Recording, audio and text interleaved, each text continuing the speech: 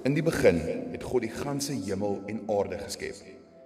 Hy het na sy handewerk gekyk en gesê, dit is goed.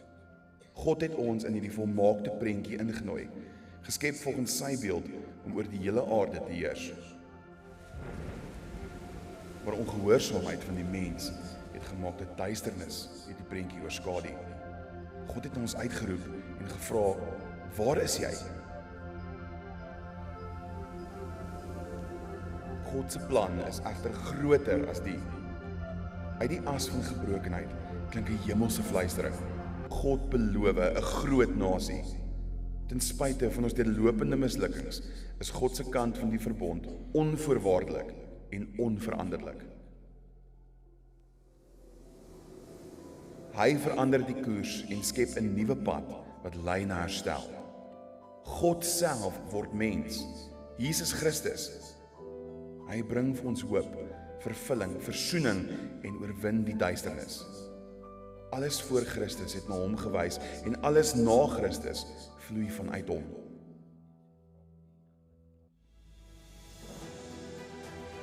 Uit hierdie is ons opdrag duidelik. Gaan dan, maak al die nasies my disippels. Nooi mense in God se groter prentjie in. Vertel hulle van Jesus, ons verlosser, en wees die lig in 'n donker wêreld. Hierdie missie kan nie gestop word nie, want dit word deur God self aangedryf. Deur Christus se offer kan ons voor God se oordeel staan in absolute dankbaarheid en genade. Hier sal skaduwees ontbloot word en boosheid vernietig word. Van skepping tot nuwe skepping, die finale beweging van God se groter prentjie. Die eindbestemming waar alle dinge in Christus herstel, vernuwe en ewig volmaak sal wees. Hemel en aarde versoen. Hierdie is God se groter prentjie. Lewendig, kragtig, relevant. Hoe lyk jou plek daarin?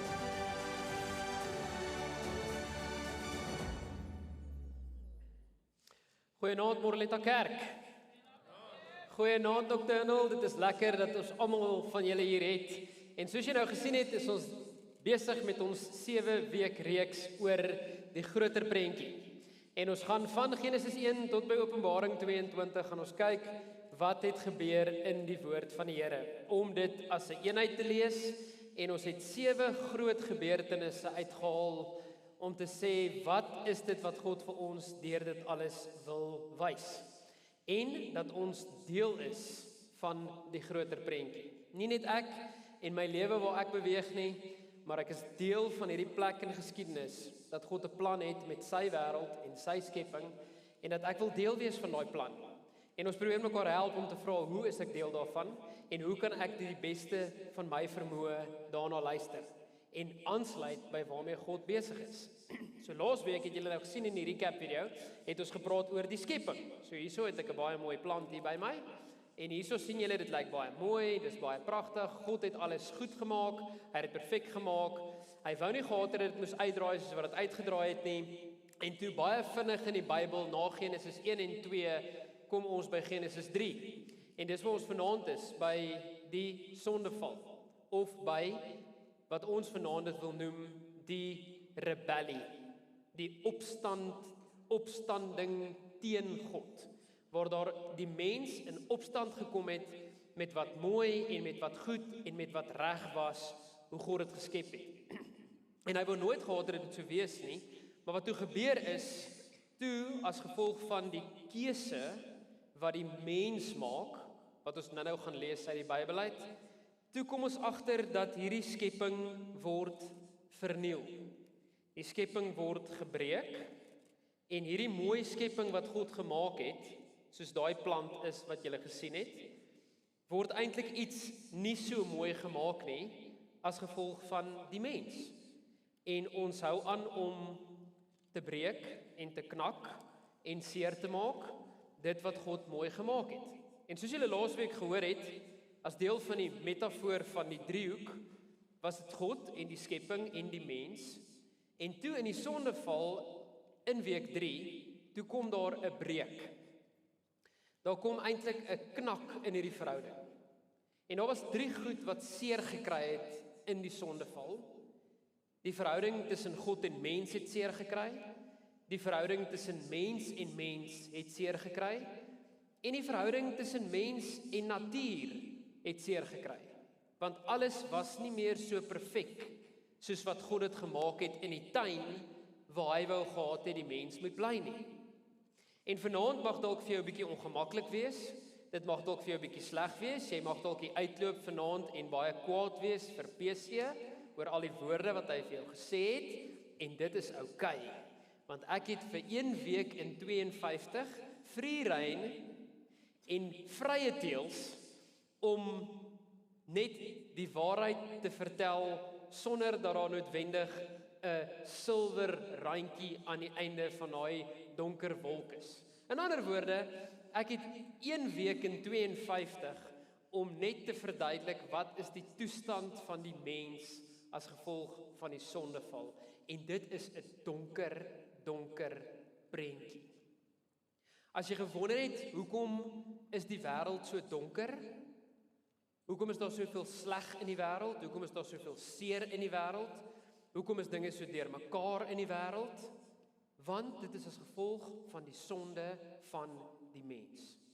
Die sonde wat ek doen, die sonde wat jy doen, en die voordeel wat ek vanaand het, is dat ek praat met almal van ons, en ek sluit myself 100% daarby in.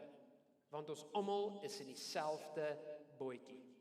Ons almal het dieselfde probleem, en dit is die probleem van sonde. En al gebed wat ek vir vanaand het, is dat jy vanaand aan die einde iets van die gewig en die impak van sonde sal beleef in hierdie wêreld. Dit is 'n enorme impak en dit is nie goed nie. Waar God gesê het, ek skep dit goed, het ons gemaak dat dit nie goed is nie. En kom ons lees wat daar gebeur. Voordat ek Genesis 3 vir julle lees, wil ek wel net vir jou sê, op ander plekke in die Bybel word daar ook 'n baie negatiewe prentjie geskets van sonde en van die mens wat sonde doen. Ek dink byvoorbeeld aan Romeine 3 onder andere, wat dit baie goed uitspel. Romeine 3 sê, waarop kom dit neer? Dat ons wat Jode is, voor God beter is as ander. Dit skryf Paulus vir die gemeente in Rome. Dan sê hy hoegenaamd nie. Dit het immers reeds duidelik aangetoon dat die Jode sowel as die nie-Jode almal onder die mag van sonde verkeer. Ons almal verkeer onder die mag van sonde.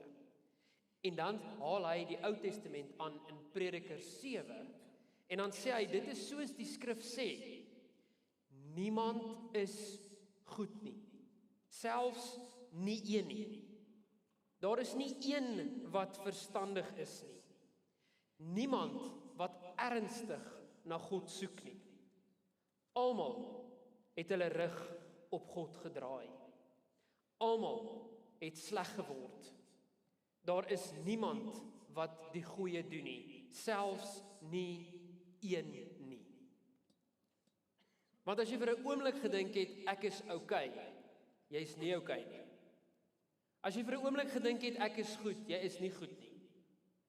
Die mens is self tot niks goed in staat nie, sê die Bybel.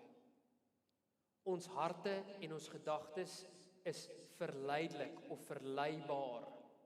Ons is maklik om die bos te lei. Ons is maklik om sonde te doen. So, as jy al ooit die vraag gevra het, hoekom gebeur slegte dinge met goeie mense? Daar is nie een nie. As jy ooit die vraag gevra het, hoekom gebeur slegte dinge met goeie mense? Dit het nog net een keer in die geskiedenis van die wêreld gebeur en dit was op Golgotha. Daar was net een mens wat goed was, met wie slegte goed gebeur het. Die res nie. Die res is nie deel van daai vraag wat jy moet vra nie. Want waar kom daai vraag vandaan? Daai vraag kom uit 'n plek uit van dat ek dink ek is goed. of dat ek dink ek het nie sleg in my, of ek het net minder sleg in my as die persoon langs my. Want ek probeer mos altyd die sonde verdedig, deurdat my sonde is nie so groot soos daai een nie. Soos ja Here, ek weet ek doen nou hierdie verkeerd, maar ek doen daarom nie dit. In die Here se oë is dit dieselfde ding. Daar's nie 'n verskil nie.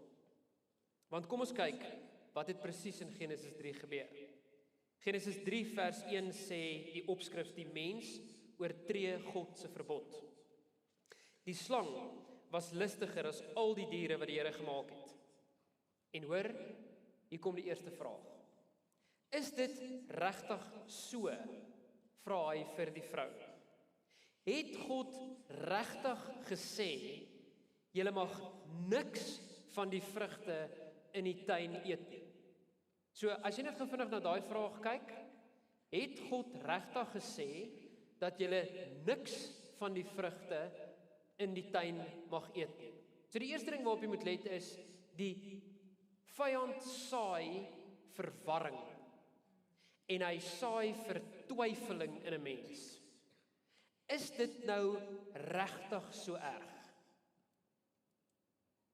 Sê die Bybel regtig dat seks voor die huwelik is verkeerd? Sê die Bybel regtig daai en daai sondes is so verkeerd? Want ek dink nie dit staan presies so nie. So hoor julle, ons probeer ook baie keer regverdig. Het God regtig gesê? Dis wat ons moet doen.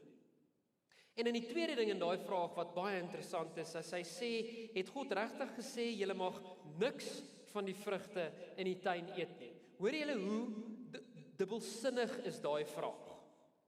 Hy vra dit met 'n leuen. Want hy probeer vir ons sê, het God gesê, julle mag nou niks eet nie? God het nooit dit gesê nie. Hy het gesê, julle mag al die vrugte in die tuin eet, behalwe van die een boom wat daar in die middel staan. So hoor julle hoe ondubbelsinnig is daai vraag. Dis so goed, ek kom by jou en ek vra vir jou, slaan jy nog jou vrou? As jy vir my sê, ja, dan weet ek jy doen nog. As jy vir my sê, nee, dan sê ek, so jy het al geslaan. Maar jy doen nie meer nie. Dus dan die manier hoe jy vir iemand iets vra, is nogals belangrik. Slaan jy nog jou meisie? Nee. Okay, so jy het opgehou. Die manier hoe die vyand dit vra, is klaar 'n aanklag van, het God regtig gesê, julle kan niks van die vrugte in die tuin eet nie. So jy moet onthou, dat die vyand is daarop uit, dat hy nie die waarheid kan praat nie. Elke ding wat uit sy mond uitkom, is of 'n halwe leuen, of 'n vol leuen, want leuns is sy moedertaal. Hy kan nie anders as om 'n leuen te vertel nie. En tog val ons nog so maklik daarvoor en herhaal ons baie keer daai selfde vraag van, het God regtig gesê in ons eie lewe? Vers 2 sê, natuurlik mag ons van die vrugte eet, sê die vrou. Dis net van die vrugte van die boom in die middel van die tuin wat ons nie mag eet, of selfs aanraak nie, anders sal ons sterf. So dankie, sy spreek waarheid, sy sê dit is wat dit is. Dan kom in vers 4 die vyand weer. En hy kom met die volgende leuen.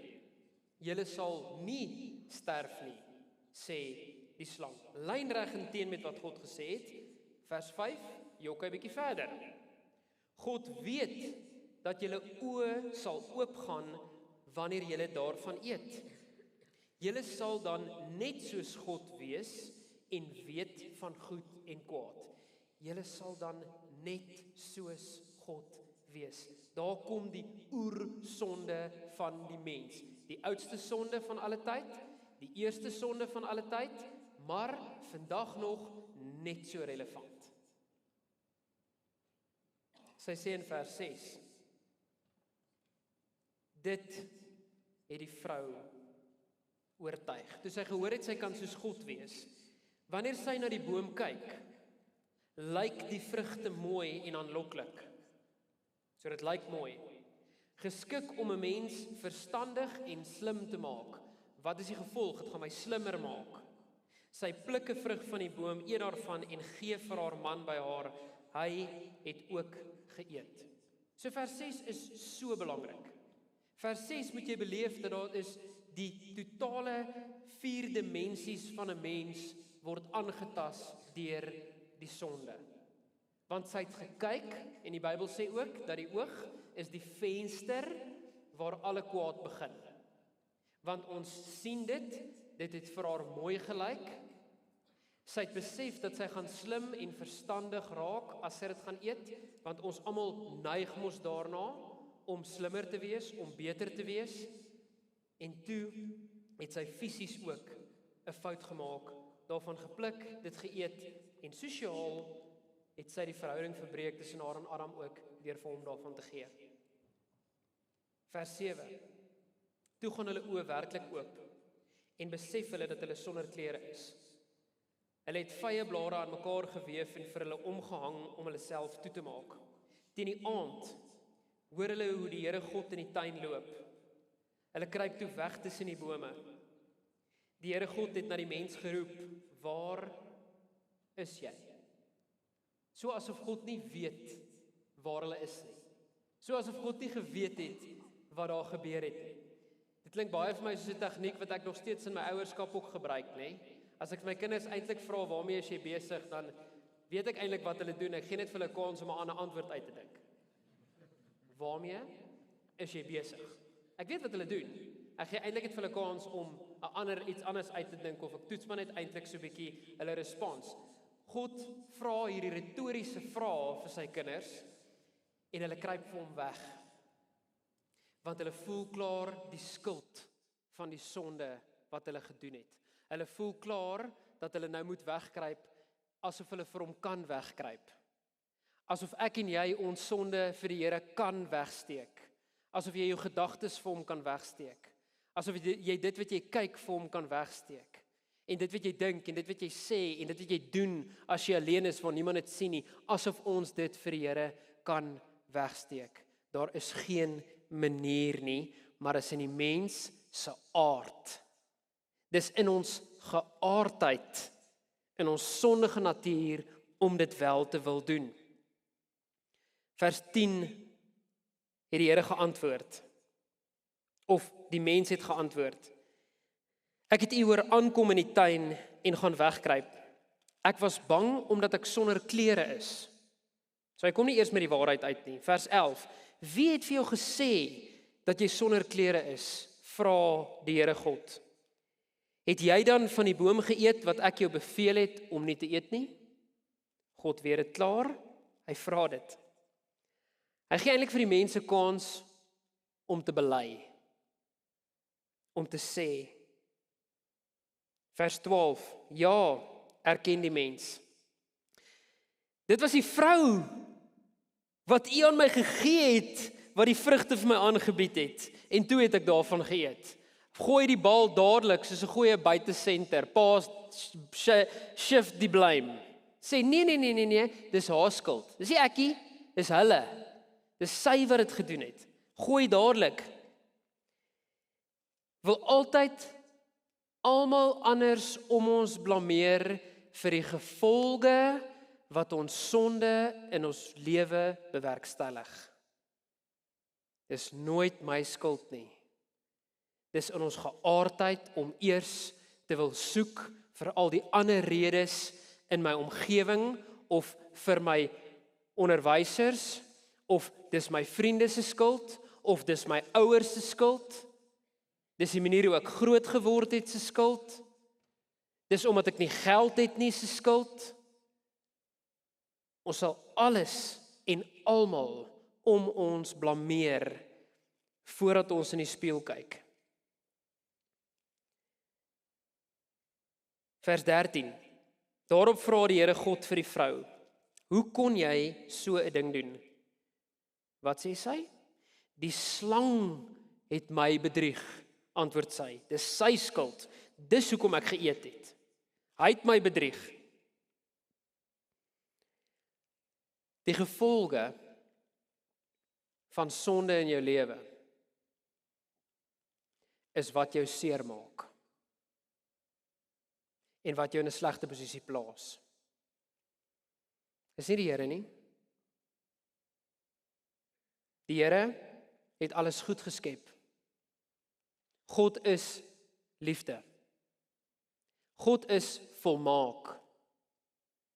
God weet dat jou aksies se gevolge gaan jou lewe genoeg verwoes. Hy straf jou nie deur die situasie waarin jy sit nie.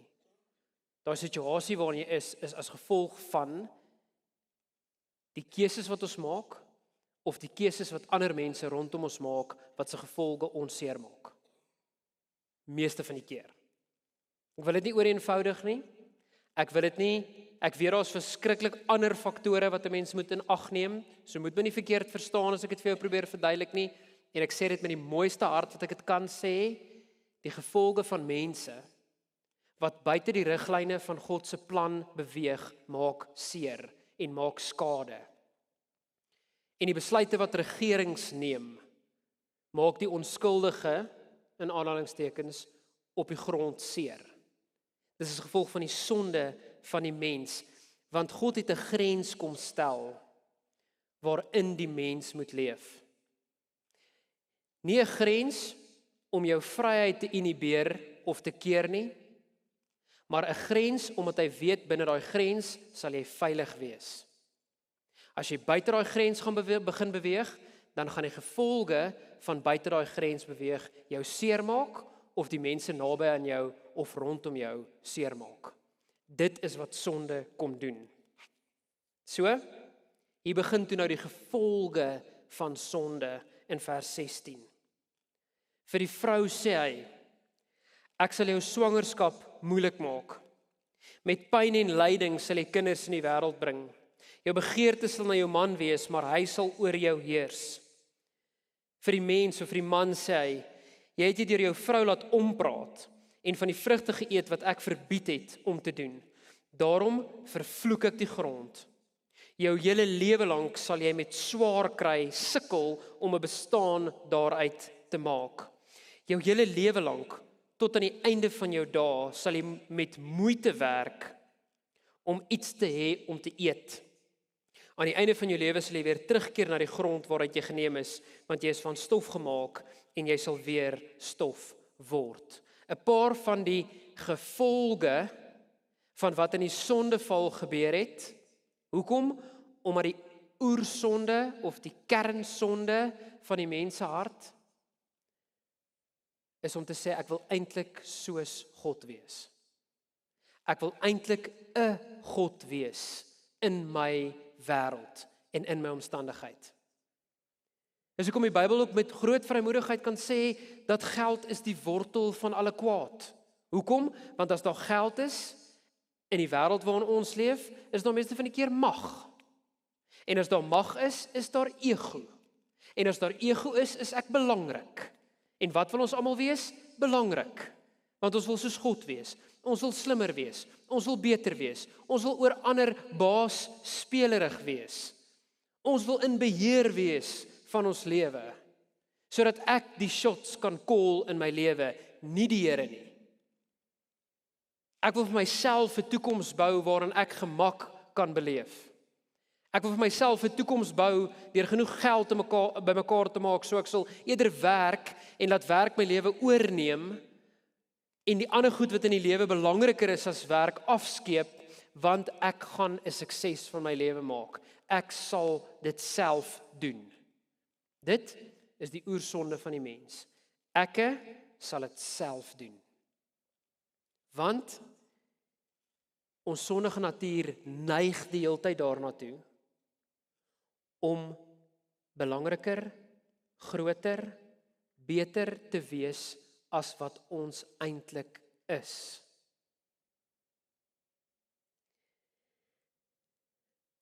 Ek wil dit vir jou opsom in hierdie volgende video wat ons moet kyk.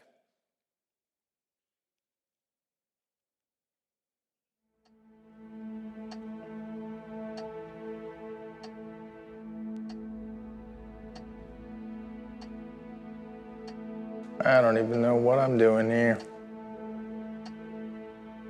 I mean, it's not like you even know who I am.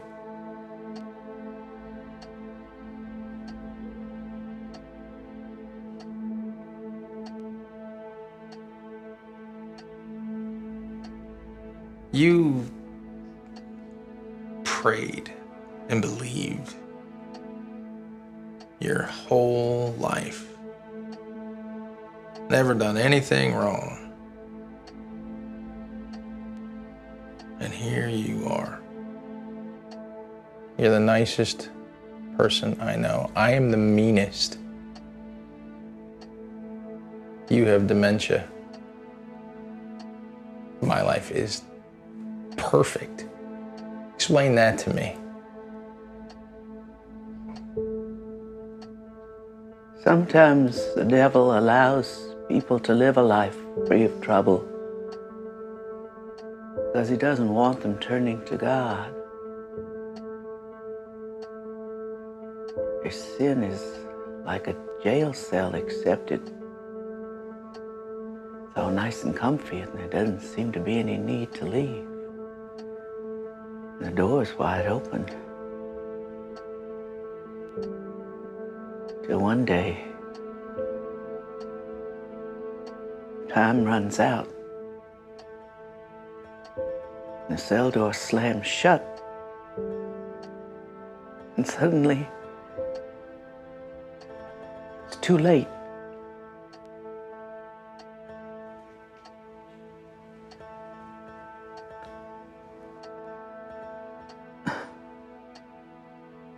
Who did you say you were?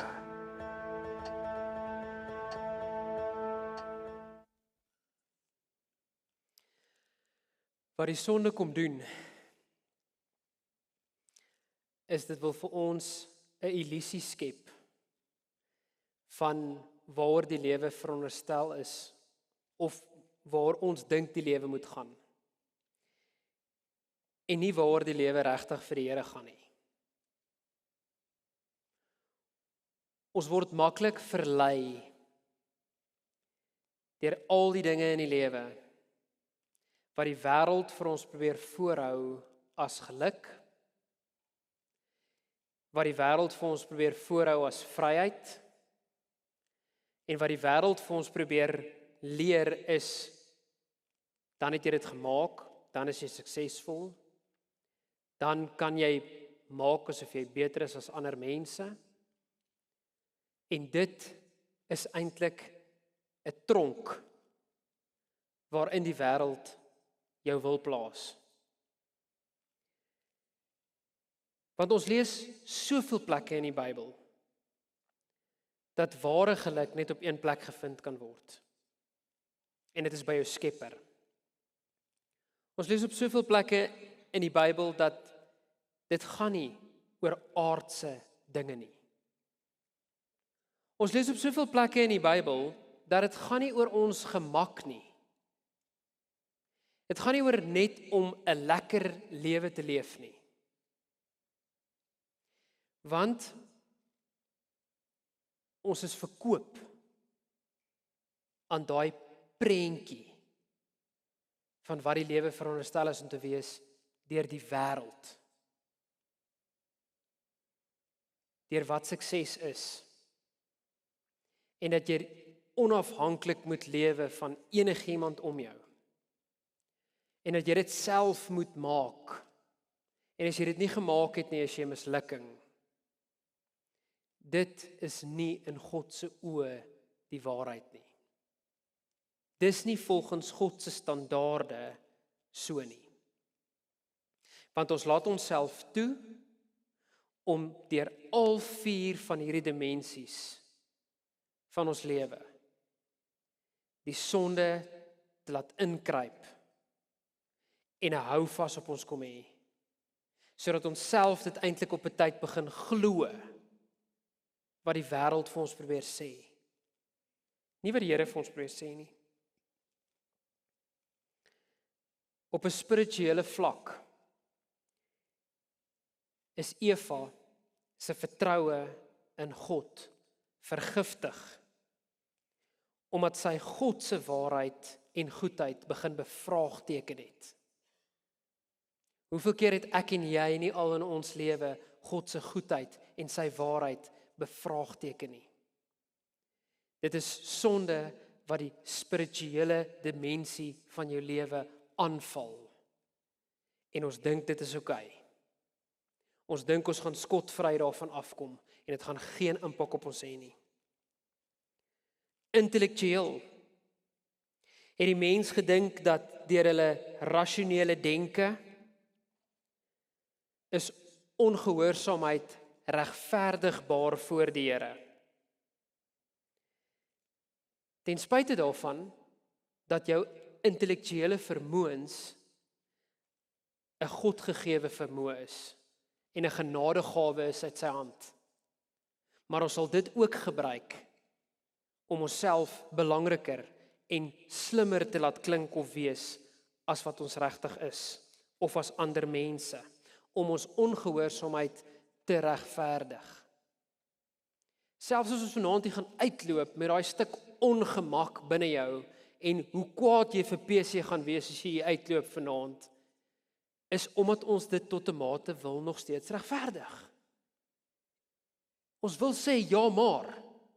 Ons wil sê sonde maar ons nie eintlik 'n maar na sonde nie. Daar's 'n punt na sonde. Dit is sonde, punt. As jy buite die prentjie en die grens van God se veilige ruimte beweeg, is dit sonde. Punt. So wie daaroor te wonder nie, so wie daaroor te redeneer nie, sonde bly sonde. Fisies, die fisiese dimensie is die sondige keuse in die fisiese aksies wat ons doen. In daai geval was dit die eet van die vrugte, wat hulle beide aan hulle liggame gevoel het. Nou, hoeveel goed is daar nie wat ons kies aktief om met ons liggame te doen wat sonde is nie. Dit is deel van wat sonde in jou lewe kom doen. En sosiaal het die sonde gemaak dat hierdie verhoudingsgod wat hulle verhoudingswesens gemaak het, die verhouding tussen Adam en Eva is vergiftig, want hulle albei toegegee aan die versoeking van hierdie wêreld en aan die leuen van die vyand.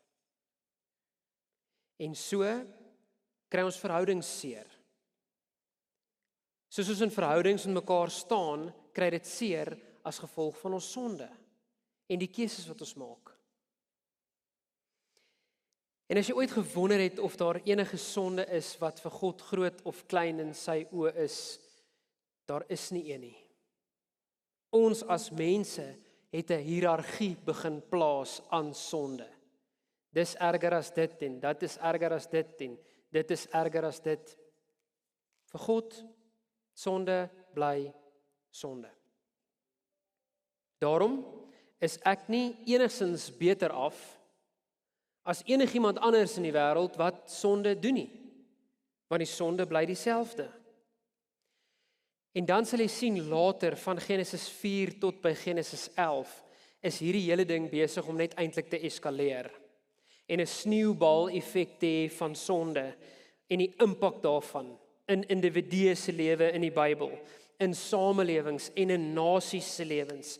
Dit lei tot in die Bybel Genesis 4 tot 11 tot korrupsie en dit lei tot geweld en dit lei tot verdeeldheid en dit lei tot rasisme en dit lei tot oor alle kulture en deur die hele geskiedenis heen lei dit tot verwoesting van ons samelewing. En daarom moet elkeen van ons eers in ons lewe weer voor die kruispad kom staan om te vra, het ek my lewe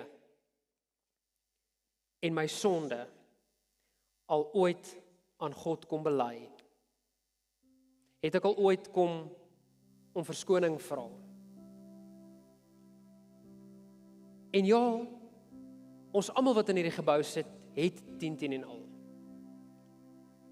Ons almal het hopelik al eers voor daai pad gekom waar ons besef het, uit my eie uit kan ek nie.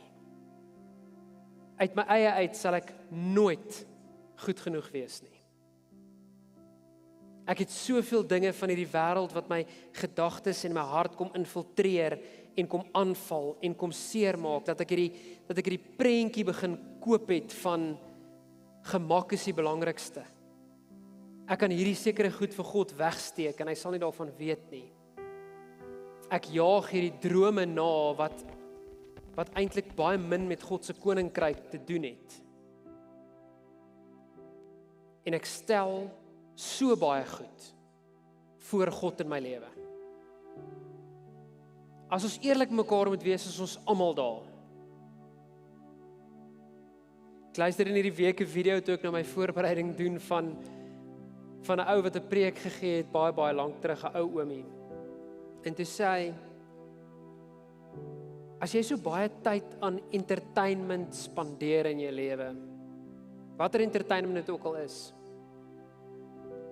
het jy vir 'n oomblik vergeet van hoeveel mense gaan hel toe, omdat hulle nog nooit van die Here gehoor het, of nog nooit na toe uitgereik is nie, of net nie dit snap, wat die genade van God in hulle lewe moet doen nie. As dit die geval is jou prioriteite verkeerd.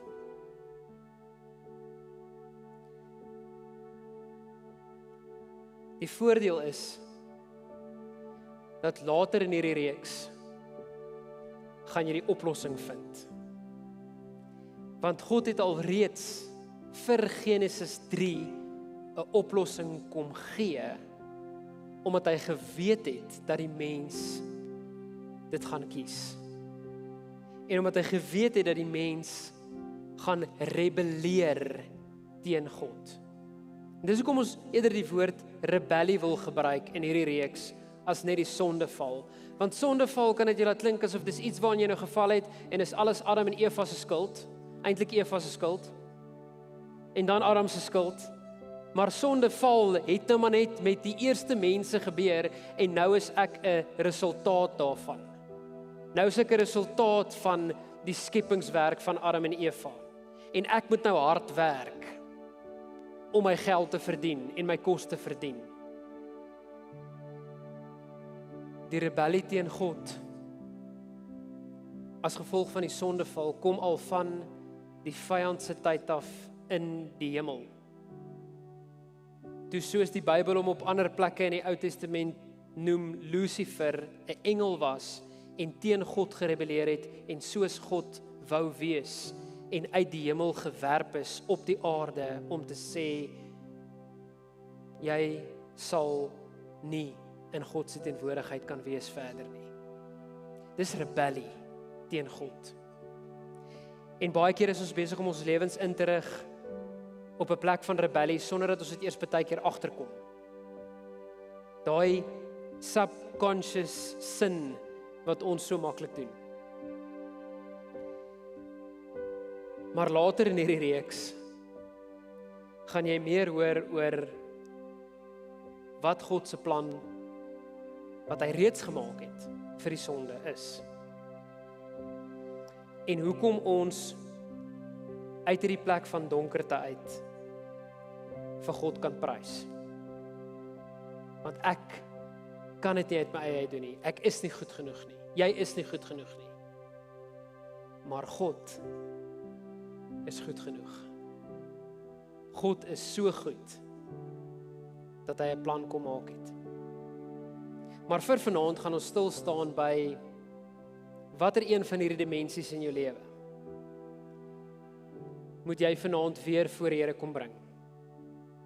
En ek wil elke persoon in hierdie gebou uitnooi. As jy nie te kwaad is vir my en dadelik jy gaan uithardloop nie, wil ek jou uitnooi om hier voor vanaand op hierdie papiere een ding te kom neerskryf wat jy moet kom gee vir die Here en kom jammer sê. Of dit enige van hierdie 4 dimensies aanraak, kan jy miskien net skryf spiritueel, intellektueel, fisies of geestelik. Maar hiervoor is sulke swart kruite wat soos as lyk. En in die aanloop tot as Woensdag wil ons elkeen nooi, soos ons lydenstyd in ons kerkjaar in elk geval ingaan voor Paasnaweek en die kruis, en wil ons dit alles gaan vier, moet elkeen van ons vanaand beweeg en net weer na die Here toe kom en kom sê, hierdie gedeelte van my lewe is nog in rebellie teen U. En ek wil vir U kom vra om dit te kom vergewe. Ek wil vir U vra om my te kom laat let daarop, dat ek nie in daai sonde sal volhard nie.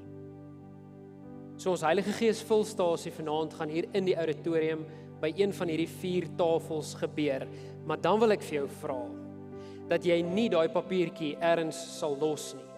Vanaand is nie die aand van sit die papiertjie by die kruis en los hom daar nie. Vanaand is die aand dat jy daai papiertjie saam met jou vat.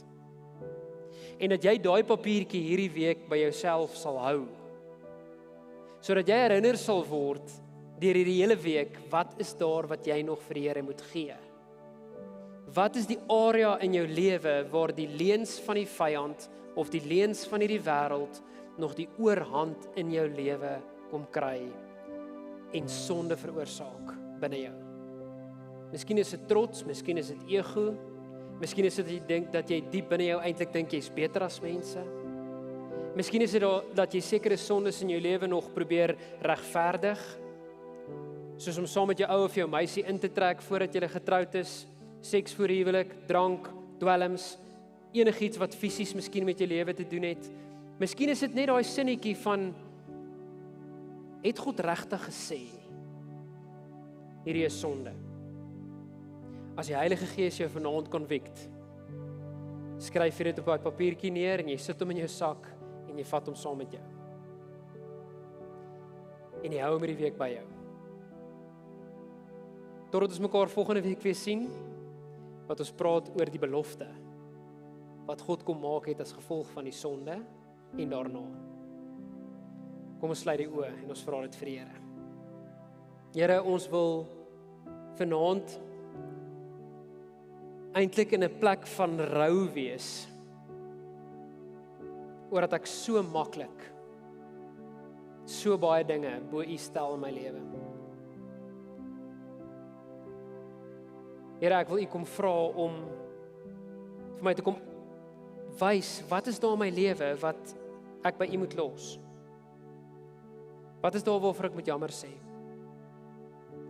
Wat is daar waarvan ek moet repent vanaand? En dat U my oop hart sal raak sien en ons repentance vanaand sal raak sien en ons jammer sê. Here, sal U elkeen van ons nou beweeg uit ons stoele uit, want U is waardig om voor jammer te kom sê. En alhoewel ons vanaand stop op 'n baie somber plek, Here, is dit nodig soms in ons lewe om ook net te besef wat die effek van sonde op ons lewens kan hê. En dat ek baie keer so maklik vasgevang word in 'n sonde wat ek nie eens regtig mee gedink het, is rebellie teen U nie. Wat ek nie eens regtig gedink het, stel dit bo U in my lewe nie. Waaruit dit ook al mag wees, Here, ons kom gee dit nou vir U.